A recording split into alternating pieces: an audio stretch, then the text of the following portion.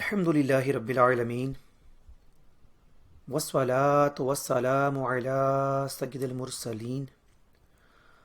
أما بعد فأعوذ بالله من الشيطان الرجيم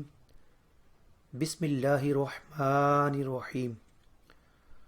الصلاة والسلام عليك يا رسول الله وعلى آلك وصحابك يا حبيب الله الصلاة والسلام عليك يا نبي الله وعلى آلك وصحابك يا نور الله۔ امیر المؤمنین حضرت عمر بن خطاب رضی اللہ تعالیٰ عنہ فرماتے ہیں، یعنی بے شک دعا زمین و آسمان کے درمیان ٹھہری رہتی ہے اور اس سے کوئی چیز اوپر کی طرف نہیں جاتی جب تک تم اپنے نبی کریم صلی اللہ تعالیٰ علیہ وآلہ وسلم پر درود پاک نہ پڑھ لو۔ اللہم صلی علی سیدنا و مولانا محمد وعلی آلہ وصحبہ وبارک وسلم۔ صلاۃ والسلام علیک یا سیدی یا رسول اللہ صلی اللہ تعالیٰ علیہ وآلہ وسلم۔ جیسا کہ آپ کو پتہ ہے کہ آج یکم محرم الحرام ہے، اور یکم محرم حرام جو ہے ہمارے اسلامی سال کا پہلا مہینہ ہے۔ جنوری جو ہے وہ اسلامی سال کا فرسٹ منتھ یعنی پہلا مہینہ نہیں ہے۔ جو ہمارے اسلامی لحاظ سے فرسٹ منتھ جو ہے وہ محرم الحرام ہے، اور اسی طرح جو سال کا جو آخری مہینہ ہے وہ عید الاضحیٰ ہے۔ عید الاضحیٰ جو ہے یہ ہمارا یہ سال کا آخری مہینہ ہے۔ تو اس مہینے کو بے شمار واقعات رونما ہوئے محرم الحرام میں۔ تو اس پہلے مہینے میں اس کو کئی نسبتیں حاصل ہیں۔ مثلا اس مہینے میں واقع کربلا پیش آیا، حضرت موسیٰ علیہ السلام کی مدد فرمائی گئی، فرعون اور فرعونی ہلاک ہوئے، حضرت نوح علیہ السلام کی کشتی جودی پہاڑ پر ٹھہری،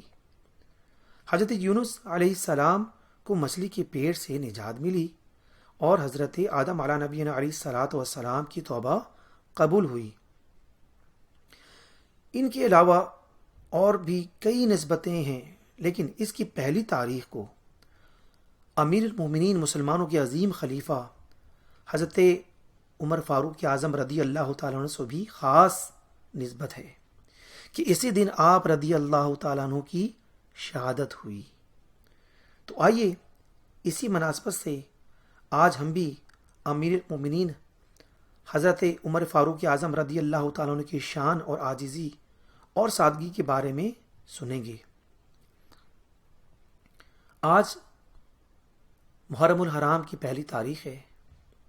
اور 1443 سن ہجری یعنی کہ 1443، اور انگلش کے جو حساب سے جو ہمارا تاریخ ہے اگست کی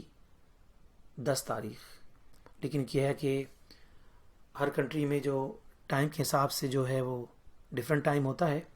لیکن ہمارے جہاں سے میں بیان کر رہا ہوں یہ تو امریکہ میں جو ہے وہ ابھی مغرب کے بعد جو ہے آج 9 اگست ہے، تو مغرب کے بعد جو ہے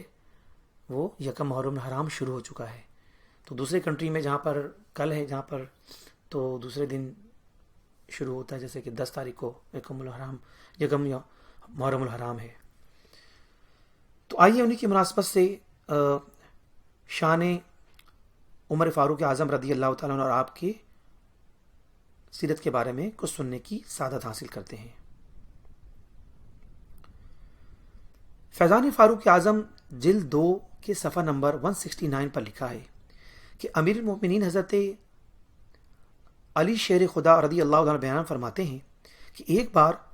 امیر المؤمنین حضرت عمر فاروق اعظم رضی اللہ عنہ نے بارگاہ رسالت میں عرض کی، یا رسول اللہ صلی اللہ تعالیٰ علیہ وآلہ وسلم، مجھے بتائیے کہ معراج کی رات آپ نے جنت میں کیا کیا دیکھا؟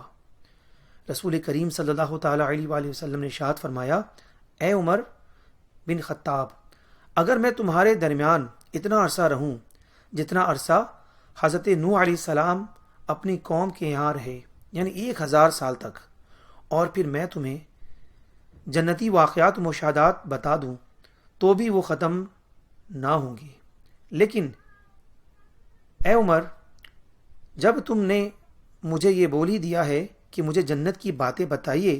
تو پھر میں تمہیں وہ بات بتاتا ہوں جو تمہارے علاوہ میں نے کسی کو نہ بتائی، اور وہ یہ ہے کہ میں نے جنت میں ایک ایسا عالیشان محل دیکھا جس کی چوکھٹ جنتی زمین کے نیچے تھی اور اس کا اوپر والا حصہ عرش کے درمیان میں تھا۔ میں نے حضرت جبرائیل علیہ السلام سے پوچھا، اے جبریل، کیا تم اس عالیشان محل کے بارے میں جانتے ہو جس کی چوکھٹ جنتی زمین کے نیچے اور اوپر والا حصہ عرش کے درمیان میں ہے؟ تو حضرت جبریل علیہ السلام نے عرض کی، یا رسول اللہ صلی اللہ تعالیٰ علیہ وآلہ وسلم، میں نہیں جانتا۔ میں نے پھر پوچھا، اے جبریل، اس محل کی روشنی یعنی لائٹ تو ایسی ہے جیسے دنیا میں سورج کی روشنی، چلو یہی بتا دو کہ اس تک کون پہنچے گا اور اس میں کون رہائش اختیار کرے گا؟ تو حضرت جبریل امین علیہ السلام نے عرض کیا، یعنی یا رسول اللہ صلی اللہ تعالیٰ علیہ وآلہ وسلم، اس محل میں وہ رہے گا جو صرف حق بات کہتا ہے اور حق بات کی ہدایت دیتا ہے۔ جب اسے کوئی حق بات کہتا ہے تو وہ غصہ نہیں کرتا اور اس کا حق پر ہی انتقال ہوگا۔ میں نے پوچھا، اے جبریل، کیا تمہیں اس کا نام معلوم ہے؟ عرض کی، جی ہاں یا رسول اللہ صلی اللہ تعالیٰ علیہ وآلہ وسلم، وہ ایک ہی شخص تو ہے۔ میں نے پوچھا، اے جبریل، وہ کون ہے؟ عرض کی، حضرت عمر بن خطاب رضی اللہ تعالیٰ عنہ۔ یہ سن کر امیر المؤمنین حضرت عمر فاروق اعظم رضی اللہ تعالیٰ عنہ پر رقت طاری ہو گئی اور آپ غش کھا کر زمین پر تشریف لے آئے۔ حضرت عبداللہ بن حسن رضی اللہ تعالیٰ عنہ بیان کرتے ہیں کہ اس واقعے کے بعد ہم نے امیر المؤمنین حضرت عمر فاروق اعظم رضی اللہ تعالیٰ عنہ کے چہرے پر کبھی ہنسی نہ دیکھی، حتیٰ کہ آپ رضی اللہ تعالیٰ عنہ دنیا سے تشریف لے گئے۔ تو محترم عزیز اسلامی بھائیوں اور اسلامی بہنوں اور میرے بچے بزرگوں جو مجھے سن رہے ہیں، معلوم ہوا کہ امیر المؤمنین حضرت عمر فاروق اعظم رضی اللہ تعالیٰ عنہ کی شان بڑی نرالی ہے۔ آپ کی شان یہ ہے کہ نوری فرشتوں کے سردار حضرت جبریل امین علیہ السلام بھی آپ کی شان بیان کرتے نظر آتے ہیں۔ لیکن اس کے ساتھ ساتھ یہاں سیکھنے کی بات یہ ہے کہ آپ اپنے فضائل سن کر بھی امیر المؤمنین حضرت عمر فاروق رضی اللہ تعالیٰ عنہ عاجز و انکساری کے پیکر بنے رہے، اور دیکھنے والوں نے یہ بھی دیکھا کہ اس واقعے کے بعد آپ کے چہرے پر کبھی ہنسی نہ آئی، یہاں تک کہ آپ دنیا سے تشریف لے گئے۔ اے کاش امیر المؤمنین حضرت فاروق اعظم رضی اللہ تعالیٰ عنہ کے صدقے ہمیں بھی حقیقی عاجز و انکساری نصیب ہو جائے۔ آئیے آپ کی عاجزی بھری ایک اور ایمان افروز واقعہ سنتے ہیں۔ چنانچہ منقول ہے کہ ملک کے روم کے بادشاہ کا بھیجا ہوا ایک اجمی یعنی غیر عربی شخص مدینہ شریف آیا اور لوگوں سے امیر المؤمنین حضرت عمر فاروق اعظم رضی اللہ تعالیٰ کے بارے کا پتہ پوچھا۔ لوگوں نے بتایا کہ وہ تو دوپہر کو شہر سے کچھ دور کھجور کے باغوں میں آرام فرماتے ہیں، تمہیں وہیں ملیں گے۔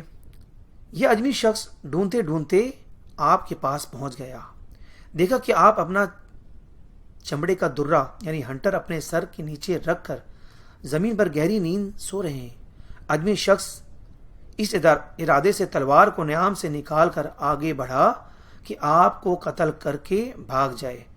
مگر جیسے ہی وہ آگے بڑھا اچانک اس نے دیکھا کہ 2 شیر منہ پھاڑے اس پر حملہ کرنے والا ہے۔ یہ خوفناک منظر دیکھ کر وہ خوف و گھبراہٹ سے چیخ پڑا، جس کی وجہ سے آپ جاگ گئے اور دیکھا کہ اجمی شخص ننگی تلوار ہاتھ میں لیے ہوئے تھر تھر کانپ رہا ہے۔ آپ نے اس کی چیخ اور گھبراہٹ کا سبب پوچھا تو اس نے سارا واقعہ بیان کر دیا اور پھر بلند آواز سے کلمہ پڑھ کر مسلمان ہو گیا۔ امیر المومنین حضرت فاروق اعظم رضی اللہ تعالیٰ عنہ نے اس کے ساتھ نہایت ہی شفقت والا سلوک فرما کر اس کے قصور کو معاف کر دیا۔ اے عاشقان صحابہ، غور کیجئے کہ صحابی رسول حضرت عمر فاروق اعظم رضی اللہ تعالیٰ عنہ امیر مومنین ہیں۔ 22.5 لاکھ مربع میل پر حکمرانی قائم تھی، ہزاروں کی تعداد پر مشتمل فوج کے کمانڈر اور لاکھوں کروڑوں لوگوں آپ کے تحت تھے۔ آپ اگر چاہتے تو عالی شان محلات بنواتے، ان محلات میں ہر طرح کی سہولیات کا انتظام کرتے، دنیا جہاں کی آرائش و زیبائش جمع کروا لیتے، دل کو خوش کرنے والا شاندار باغیچہ بنوا لیتے، فنی تعمیر کا مثالی نمونہ بنوا دیتے، خوبصورت پرندے اور دلکش جانور جمع کرواتے، صاف پانی کی عالیشان حوض بنوا لیتے، نوکروں اور غلاموں کی ریل پیل ہوتی، ان محلات میں عالیشان کمرے بنوا کر ان میں ریشم کی قالین اور پردے لگوا دیتے، آرام کرنے کو نرم نرم بستروں کا اہتمام کروا لیتے۔ الغرض آپ چاہتے ہیں تو نہایت آرام و سکون والی ہر سہولت سے آرائشتہ زندگی گزارتے، مگر آپ نے ایسا کچھ نہ کیا، بلکہ عاجزی و انکساری کرتے ہوئے سادہ زندگی گزاری، اور آپ کی عاجزی کا حال یہ تھا کہ زمین پر ہی آرام فرما لیا کرتے، جبکہ آج ہمارا حال یہ ہے کہ کچھ نہ ہوتے ہوئے بھی عاجزی نام کو نہیں، اور اگر کچھ مال و دولت آ جائے یا کوئی بڑا دنیاوی منصب مل جائے تو عاجزی و انکساری کرنا تو دور کی بات، کسی سے ٹھیک طرح سے بات بھی نہیں کرتے، غرور، تکبر اور اس جیسی دوسری بہت ساری برائیوں کے دلدل میں پھنس جاتے ہیں۔ بعض کو جب کوئی منصب یا بڑا عہدہ مل جائے تو وہ شیطانی کاموں میں مشغول ہو جاتے ہیں، اپنے سے کم مرتبے والے مسلمانوں کو بے عزت اور ذلیل و رسوا کرتے ہیں، کئی معاملات میں اکڑ دکھاتے ہیں، حالانکہ جو دنیاوی مال و دولت اور شہرت کے مالک ہوتے ہیں انہیں تو زیادہ احتیاط کی حاجت ہے کہ کہیں یہ دنیاوی نعمتیں انہیں تکبر کی آفت میں مبتلا کر کے اللہ پاک کی ناراضی کا سبب نہ بنائیں۔ تکبر ایسی بری عادت ہے جس کی وجہ سے بندہ دنیا و آخرت میں ذلیل و رسوا ہو جاتا ہے، جیسا کہ اللہ پاک کے آخری نبی صلی اللہ تعالی علیہ وآلہ وسلم نے کا فرمان عبرت نشان ہے کہ جس کے دل میں رائی کے دانے جتنا بھی ایمان ہوگا وہ دوزخ میں داخل نہ ہوگا، اور جس کے دل میں رائی دانے جتنا تکبر ہوگا وہ جنت میں داخل نہیں ہوگا۔ صلو علی الحبیب صلی اللہ تعالی علی محمد۔ تو پیارے پیارے محترم اسلامی بھائیو، پہلی ایک آیت میں ہم نے سنا تھا کہ حضرت جبریل امین علیہ السلام نے امیر المؤمنین حضرت عمر فاروق اعظم رضی اللہ تعالیٰ عنہ کی یہ خوبی بیان فرمائی تھی کہ آپ حق بات کرتے ہیں، حق کی طرف ہدایت دیتے ہیں اور حق کے ساتھ ہی اس دنیا سے تشریف لے جائیں گے۔ واقعی آپ کے شان یہ تھی کہ آپ کی زبان سے حق ہی نکلتا تھا، آپ کی حق ہی کی طرف ہدایت دیتے تھے اور حق کے ساتھ ہی اس دنیا سے تشریف لے گئے۔ اس سے بڑھ کر آپ کے حق فرمانے کی اور کیا دلیل ہو سکتی ہے کہ کئی بار ایسا ہوا کہ آپ جس بارے میں کچھ فرما دیتے تو قرآن پاک کی آیت اسی مضمون کے ساتھ اترتی تھی جو کہ آپ نے فرمایا ہوتا۔ چنانچہ حضرت مجاہد رضی اللہ تعالیٰ عنہ فرماتے ہیں، یعنی امیر المؤمنین حضرت عمر فاروق اعظم رضی اللہ تعالیٰ عنہ جب کوئی رائے پیش فرماتے تو اسی کے مطابق قرآن پاک کا نزول ہوتا۔ امیر المؤمنین حضرت عمر فاروق اعظم رضی اللہ تعالیٰ عنہ کے صاحبزادے حضرت عبداللہ بن عمر رضی اللہ تعالیٰ عنہ فرماتے ہیں کہ جب کسی معاملے میں مختلف صحابہ کرام علیہم رضوان سے رائے طلب کی جاتی اور ساتھ ہی میرے والد محترم بھی اپنی رائے پیش کرتے تو قرآن کریم آپ کے رائے کے مطابق اترتا۔ اے عاشقان صحابہ، جب کسی شخص میں لا تعداد ایسے اوصاف موجود ہوں جو اس کی شخصیت کی بھرپور عکاسی کرتے ہوں اور لوگوں میں ان کا چرچا بھی ہو، تو بسا اوقات ایسا شخص اپنے نفس کے مکر و فریب میں آ کر تکبر اور خود پسندی جیسے امراض میں مبتلا ہو جاتا ہے۔ لیکن قربان جائیے، امیر المومنین حضرت عمر فاروق اعظم رضی اللہ تعالیٰ عنہ بے شمار اوصاف کے حامل ہونے کے باوجود ان باطنی امراض سے پاک اور عاجزی و انکساری کے پیکر تھے۔ عاجزی و انکساری ایسا وصف ہے کہ جس کی وجہ سے اللہ رب العالمین بندے کو عزت اور بلند مقام عطا فرماتا ہے، جیسا کہ حضرت ابو ہریرہ رضی اللہ تعالیٰ عنہ سے روایت ہے کہ نبی کریم صلی اللہ تعالیٰ علیہ وآلہ وسلم کا فرمان عالی شان ہے، اللہ پاک بندے کو عفو و درگزر کی وجہ سے اس کی عزت میں اضافہ فرما دیتا ہے، اور جو شخص اللہ پاک کے لیے تواضع اختیار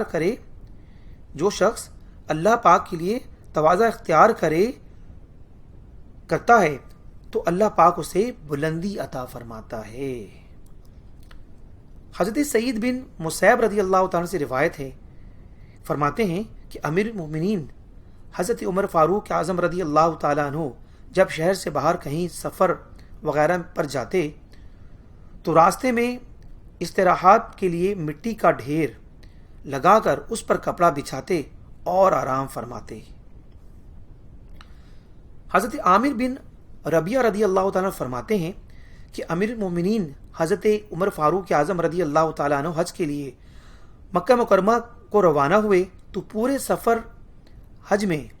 جہاں کہیں آپ رضی اللہ تعالیٰ نے پڑاؤ کیا، نہ وہاں خیمہ لگایا نہ کنات، صرف یہ کہ کسی درخت پر چادر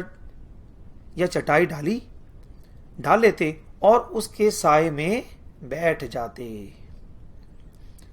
امیر المومنین حضرت عمر فاروق اعظم رضی اللہ تعالیٰ عنہ ملک شام تشریف لے گئے۔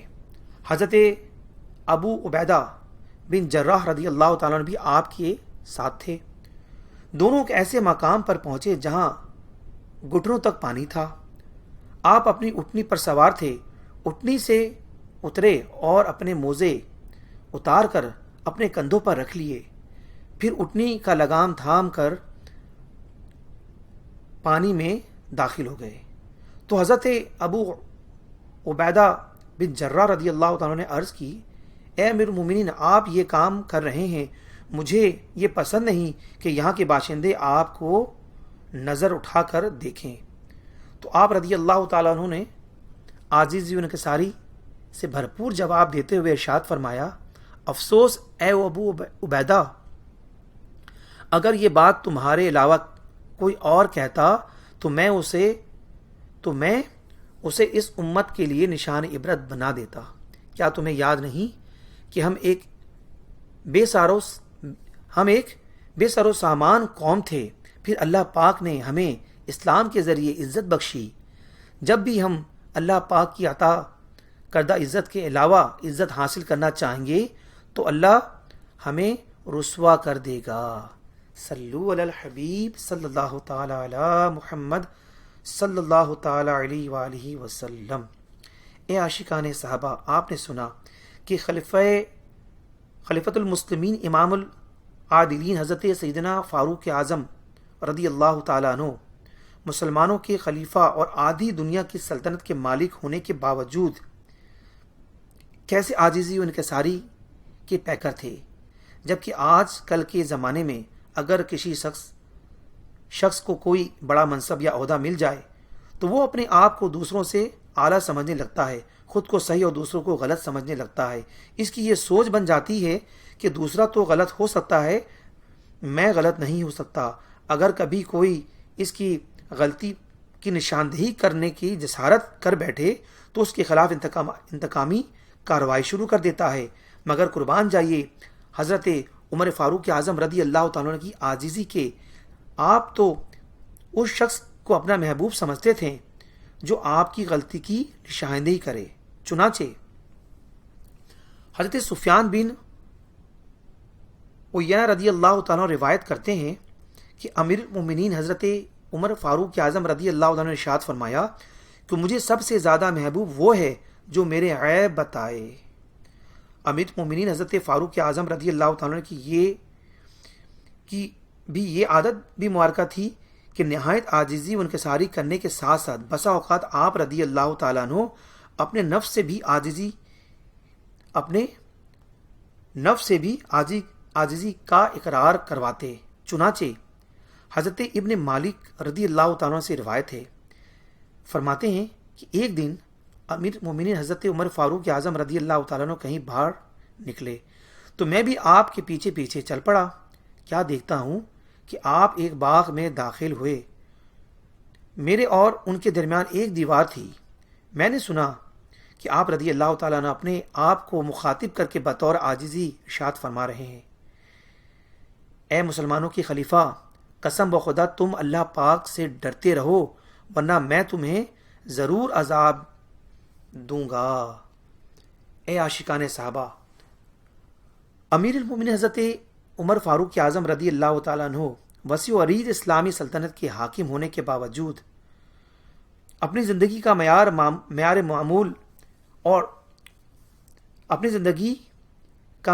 معمولی اور سادہ رکھا، بے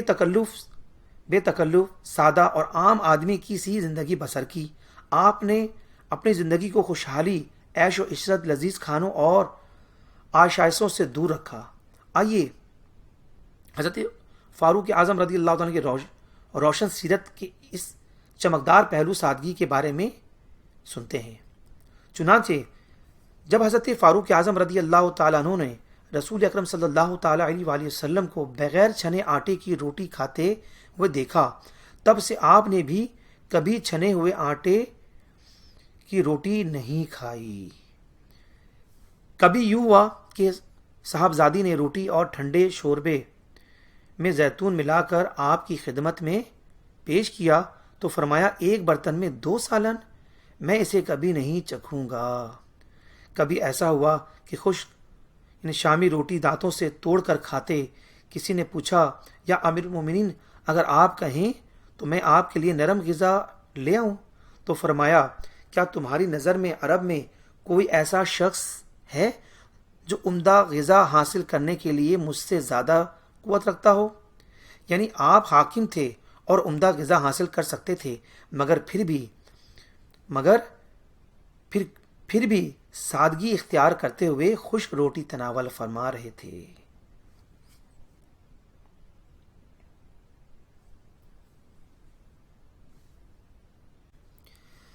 اے عاشقان صحابہ، امیر المومنین حضرت عمر فاروق اعظم رضی اللہ تعالیٰ عنہ کی عظمت و شان کا ایک پہلو یہ بھی ہے کہ آپ ان خوش نصیب صحابہ کرام علیہم رضوان میں شامل ہیں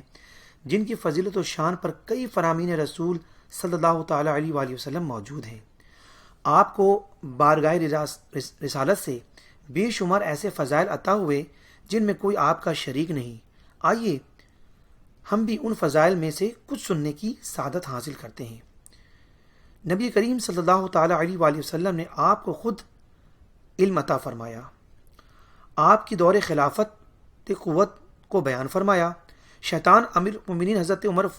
فاروق رضی اللہ تعالیٰ عنہ کو دیکھ کر اپنا راستہ تبدیل کر لیا کرتا۔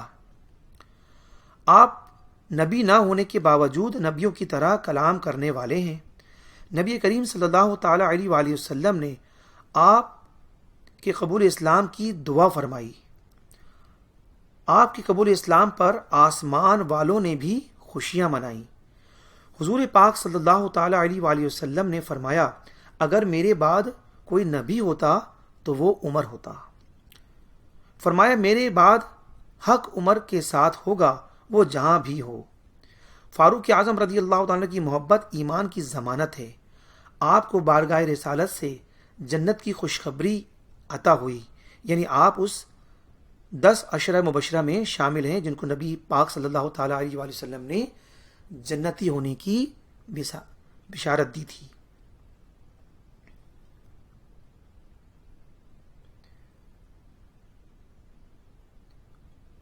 شیطان بھی حضرت عمر رضی اللہ عنہ سے خوف کھاتا ہے۔ حضور پاک صلی اللہ تعالیٰ علیہ وآلہ وسلم نے فرمایا جس سے حضرت عمر رضی اللہ تعالیٰ ناراض ہو جائے اس سے اللہ پاک بھی ناراض ہو جاتا ہے. صلو علی الحبیب صلی اللہ تعالیٰ علی محمد صلی اللہ تعالیٰ علیہ وآلہ وسلم. اللہ تبارک و تعالیٰ سے دعا ہے کہ ہمیں بھی تمام صحابہ کرام علیہم رضوان کی ادب و احترام کرنے کی توفیق عطا فرمائے. خاص طور پہ جو ہمارے خلفاء راشدین ہیں، عشرہ مبشرہ ہیں، اور آج کا دن جو میں نے آپ کو جیسے عرض کیا کہ یکم محرم الحرام جو ہے وہ ہمارے خلیفہ دوم حضرت عمر فاروق اعظم رضی اللہ تعالیٰ عنہ کا یوم شہادت کا دن ہے کہ آپ کو بڑی بے رحمی سے ایک ظالم نے آپ کو مسجد میں شہید کر ڈالا، اور آپ نبی صلی اللہ تعالیٰ علیہ وآلہ وسلم کی جو آپ کا روضہ مبارک ہے اور ان کے پہلو میں آپ کو بھی مدفون کیا گیا، اور آپ کو اس طرح کے بہت بڑے بڑے اعزاز حاصل ہیں، آپ کو فضیلت حاصل ہے کہ جو نبی کریم صلی اللہ تعالیٰ علیہ وآلہ وسلم کے بارگاہ سے آپ کو ملے ہیں، کہ اگر ان سب کو بیان کیا جائے تو میں سمجھتا ہوں کہ پورا دن گزر جائے گا، پورا ہفتہ گزر جائے گا، پورا مہینہ گزر جائے گا، لیکن آپ کی جو ہے فضیلت بیان نہیں کی جا سکتی. تو اللہ تبارک و تعالیٰ دعا ہے کہ ہمیں آپ کی سیرت اور صحابہ کرام کی سیرت بیان کرنے کی، ذکر کرنے کی توفیق عطا فرمائے. اللہ تبارک و تعالیٰ دعا ہے کہ ہم سب کو اپنے حفظ و امان میں رکھے. انشاءاللہ عز و جل ملتے ہیں پھر ایک نئی اگلی ویڈیو میں نئے بیان کے ساتھ. السلام علیکم ورحمۃ اللہ وبرکاتہ.